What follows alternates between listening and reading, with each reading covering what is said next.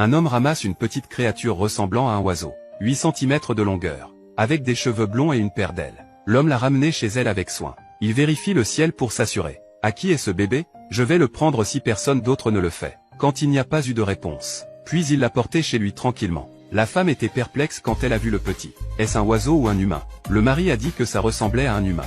Mais elle avait des ailes. Ça pourrait être un oiseau. La femme s'est empressée de nettoyer le panier en bambou. Elle l'a garni d'un chiffon, et laissé son mari la mettre dedans. Parce que la fille était si mignonne et de petite taille. Ils l'ont donc appelée Marie. Comme ils avaient déjà 50 ans. Ils étaient toujours sans enfant. La femme aimait donc beaucoup Marie. Elle a donné à Marie un verre d'eau avec son doigt. Ça a fait fondre mon cœur de voir un petit si mignon. Son cœur a fondu. Tôt le lendemain matin, elle a donné à Marie une formule. Elle s'est aussi essuyé soigneusement la bouche. Après le dîner, elle a acheté un jouet. Modifié un peu la robe.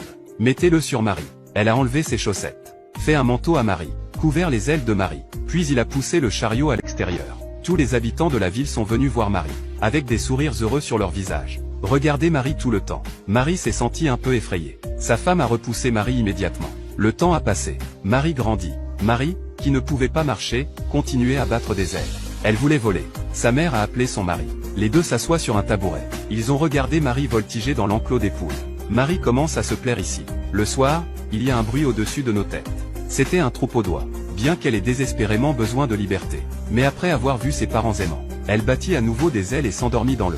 Elle s'est endormie entre eux. Et le temps a tourné à nouveau. Et elle est devenue beaucoup plus grande. Et ses ailes sont devenues de plus en plus dures. C'est une fille avec des ailes de poulet. Élevée par sa femme avec le dur labeur des vers. Ce qui est encore plus étrange, c'est qu'à l'âge de 2 ans, elle ne peut toujours pas parler. Tout ce qu'elle peut faire, c'est crier. Elle pense. C'est parce qu'elle ne lui avait pas appris à parler. Donc quand elle faisait la lessive ou la cuisine, elle a appris à Marie à parler. Elle a donc enseigné à Marie pendant 1 an. On ne lui avait toujours pas appris à parler. Marie ne pouvait que gazouiller comme un oiseau. Cela a été une grande source de frustration pour le couple. Dans les jours qui ont suivi, Marie aimait l'air de là-haut, toujours restée sur le comptoir.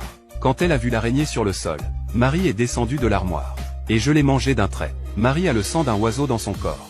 Il n'y avait pas d'issue. Voir Marie manger si bien. Sa femme lui a apporté une assiette de délicieux vers. Un jour, sa femme a emmené Marie au restaurant pour dîner. Soudain, un chasseur est apparu avec un faisan sur son dos. Elle était si effrayée qu'elle a dit à Marie de se cacher dans les toilettes. Et a fermé la porte. Mais en un rien de temps, quand elle a ouvert la porte à nouveau, tout ce qui restait sur le couvercle des toilettes était une paire de petites chaussures rouges. Elle a levé les yeux et a vu. Marie s'était envolée de la fenêtre. Elle avait suivi le troupeau d'oies. Un peu malhabile lors de son premier vol. Après quelques flûtes, elle est tombée directement du ciel. Et est tombée dans la maison. Heureusement, Marie a eu la chance. Elle a atterri directement sur le lit. Sa mère anxieuse. Elle a cherché Marie pendant longtemps mais ne l'a pas trouvée. Alors, ils ont pris leurs bagages et sont partis vers le sud à la recherche de Marie. Et Marie a été trouvée par une petite fille. La petite fille ne regardait pas Marie et n'avait pas peur. Et elle l'a touchée. Ils sont rapidement devenus de bons amis. Pour une fille d'une seule famille, il n'y a rien d'autre que la solitude et l'ennui. Maintenant elle avait un ami pour lui tenir compagnie. Elle a apporté à Marie des branches et de la nourriture. Les deux sont sortis jouer ensemble. Les ailes de Marie battent joyeusement alors qu'elle s'élève lentement dans le ciel. En quelques instants, elle était au sommet d'un grand arbre. La fille ne pouvait pas grimper. Elle devait rester en bas avec elle en silence. Ce qui s'est passé. Les deux se sont réveillés. Ils sont tombés sur les parents de Marie qui se rafraîchissaient sous le sapin. Mais quand ils lèvent les yeux, Marie s'était encore envolée. Les deux hommes n'ont pas hésité. Ils ont continué vers le sud.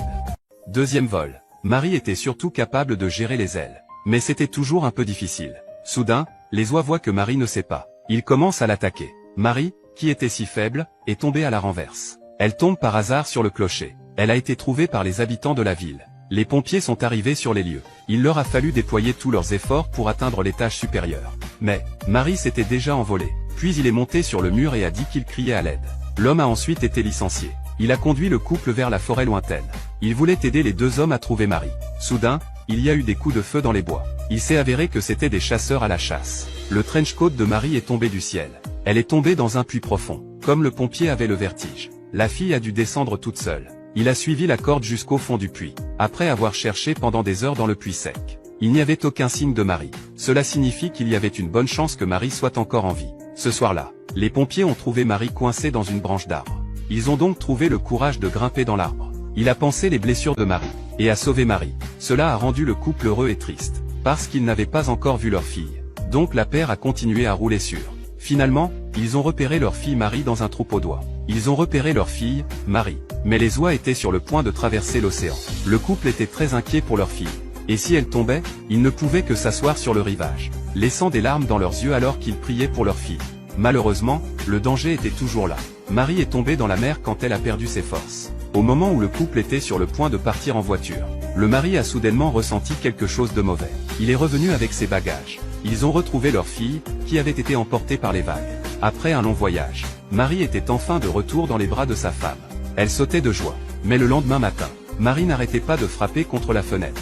Plus que la chaleur d'un foyer. Il semblait vouloir la liberté plus que la chaleur d'un foyer. Craignant que sa fille ne soit blessée, ils ont dû emmener leur fille à la plage tôt le matin. Jeter leurs mains ensemble. Ils ont regardé leur fille s'envoler lentement au loin, malgré la tempête qui s'annonce.